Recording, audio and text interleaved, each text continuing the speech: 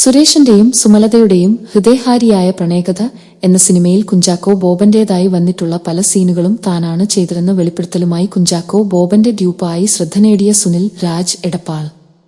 ചാക്കോച്ചന്റെ തിരക്ക് മൂലം അദ്ദേഹം പറഞ്ഞിട്ടാണ് സിനിമയിലെ ചില സീനുകൾ താൻ ചെയ്തതെന്ന് സുനിൽ കുറിച്ചു. സ്റ്റേജ് ഷോകളിലും മറ്റും ജൂനിയർ കുഞ്ചാക്കോ ബോബൻ എന്ന പേരിലാണ് സുനിൽ രാജ് അറിയപ്പെടുന്നത്. കുഞ്ചാക്കോ ബോബനെ അനുകരിക്കാൻ തുടങ്ങിയതോടെയാണ് സുനിൽ രാജ് ശ്രദ്ധ നേടിയത്. നീ അയാളെ അവതരിപ്പിച്ച് എന്ത് നേടി എന്നുള്ള ആളുകളുടെ ചോദ്യമാണ് ഇങ്ങനെയൊരു വെളിപ്പെടുത്തൽ നടത്താൻ തന്നെ പ്രേരിപ്പിച്ചതെന്ന് സുനിൽ പറയുന്നു. കുഞ്ചാക്കോ ബോബൻ അവതരിപ്പിച്ച സിനിമയിലെ കഥാപാത്രമായുള്ള ചില ചിത്രങ്ങളും സുനിൽ രാജ് പങ്കുവച്ചു. പുറത്തുവിടാൻ പാടില്ലായിരുന്നു, പക്ഷേ വേറെ നിവൃത്തിയില്ലാത്തതുകൊണ്ടാണ്. പലരും ചോദിക്കുന്ന ഒരു ചോദ്യമാണ് നീ അയാളെ അവതരിപ്പിച്ച് എന്ത് നേടി എന്ന്. ഒരു സിനിമയിൽ അദ്ദേഹത്തിന്റെ തിരക്കുമൂലം കുറച്ചു ഭാഗങ്ങൾ ചെയ്യാൻ സാധിച്ചു.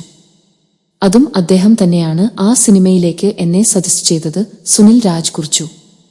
രതീഷ് ബാലകൃഷ്ണ പൊതുവാൾ സംവിധാനം ചെയ്ത നാ താൻ കേസ്കോട് എന്ന സിനിമയുടെ സ്പിൻ ഓഫ് ചിത്രമായിരുന്നു സുരേഷിന്റെയും സുമലതയുടെയും ഹൃദയഹാരിയായ പ്രണയകഥ.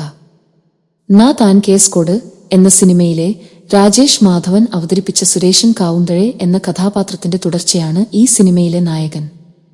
ഈ സിനിമയിലെ നായികയായ സുമലതയും നാ താൻ കേസ്കോട് എന്ന സിനിമയിലെ അതേ കഥാപാത്രമാണ്.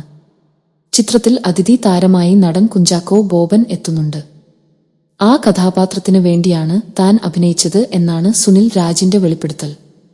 കുട്ടിക്കാലം മുതൽ മിമിക്രി ചെയ്യുന്ന സുനിൽ രാജ് ശബ്ദം കൊണ്ടും ഭാവം കൊണ്ടും കുഞ്ചാക്കോ ബോബനുമായി അവിശ്വസനീയമായ സാമ്യം പുലർത്തുന്ന വ്യക്തിയാണ്.